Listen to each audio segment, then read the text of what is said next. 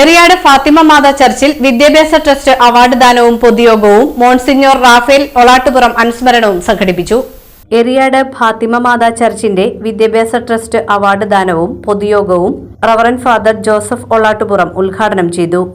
കഴിവിന്റെ പരമാവധി വിദ്യാഭ്യാസപരമായിട്ട് പ്രത്യേകിച്ച് ഇംഗ്ലീഷിൽ അല്പം അഭിവൃദ്ധി ഇല്ലെങ്കിൽ നമ്മുടെ മക്കള് പല ജോലി സ്ഥലങ്ങളിൽ നിന്ന് പുറന്തള്ളപ്പെടുമെന്നുള്ള ബോധ്യം അദ്ദേഹത്തിനുണ്ടായിരുന്നു. അതുകൊണ്ടാണ് അദ്ദേഹം ആ കാര്യത്തിൽ മുൻഗണന കൊടുത്തത്. ഞാൻ ശ്രദ്ധിച്ചിട്ടുണ്ട്, എപ്പോഴും വിദ്യാഭ്യാസത്തിൻ്റെ ഏതെങ്കിലും കാര്യത്തിൽ സംസാരിക്കുമ്പോൾ അദ്ദേഹം എറിയാട് പള്ളിയെക്കുറിച്ച് പറയും. ഞാൻ അവിടെയാണ് ഇതിനെ തുടക്കം കുറിച്ചത്, അവിടെയാണ് എനിക്ക് നല്ല പ്രചോദനം ലഭിച്ചതെന്ന് ഞാനത് ഒത്തിരി തവണ കേട്ടിട്ടുണ്ട്. ഞാൻ പലപ്പോഴും വരികയും അത് അനുഭവിക്കുകയും ചെയ്തിട്ടുണ്ട്. ഇത് അവരോടത്തിന് ഷെയർ ചെയ്യും.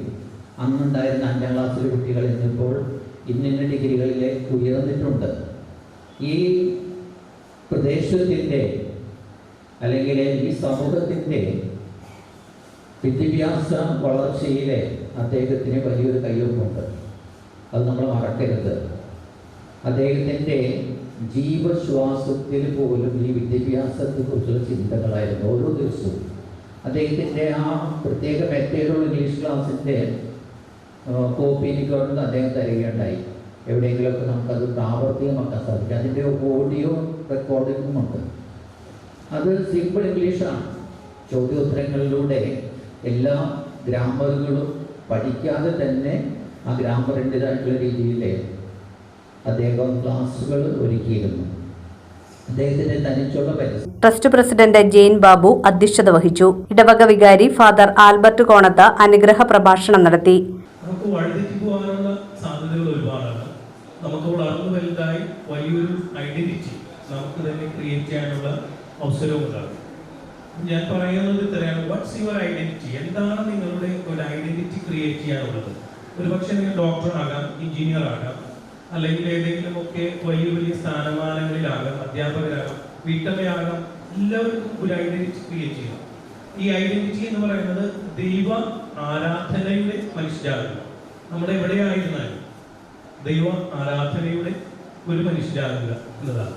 അപ്പോൾ നമുക്ക് ലഭിക്കുന്ന അവസരങ്ങൾ 24 മണിക്കൂർ എല്ലാവർക്കും, ഞാൻ ഇടയ്ക്കിടയ്ക്ക് അജിത്തിയോട് പറയുന്നു, അടുത്ത നമ്മളുടെ ലുലു ഗ്രൂപ്പിന്റെ MD ആയിട്ടുള്ള അദ്ദേഹത്തിന് 24 മണിക്കൂർ, അദ്ദേഹം എത്രയോ കോടികളാണ് ഇൻവെസ്റ്റ് ചെയ്യുന്നത്.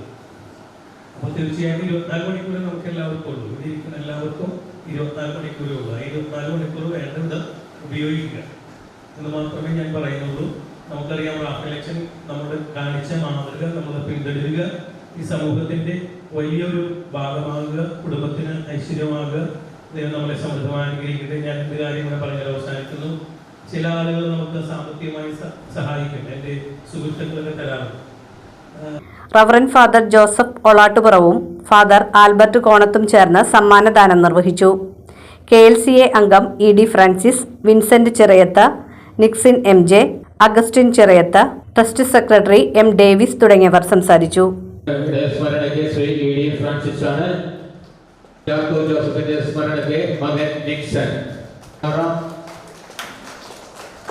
അടുത്തത് എനോഷ് ബേബി, അടുത്തത് മിലാ തെരേസ,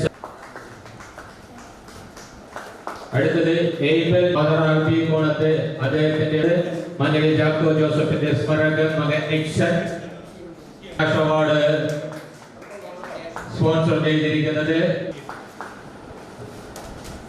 നെക്സ്റ്റ് അദ്ദേഹത്തിന്റെ പിതാവ് സുപ്രിയയുടെ ഓർമ്മയ്ക്ക് വേണ്ടി ഓർമ്മയ്ക്ക്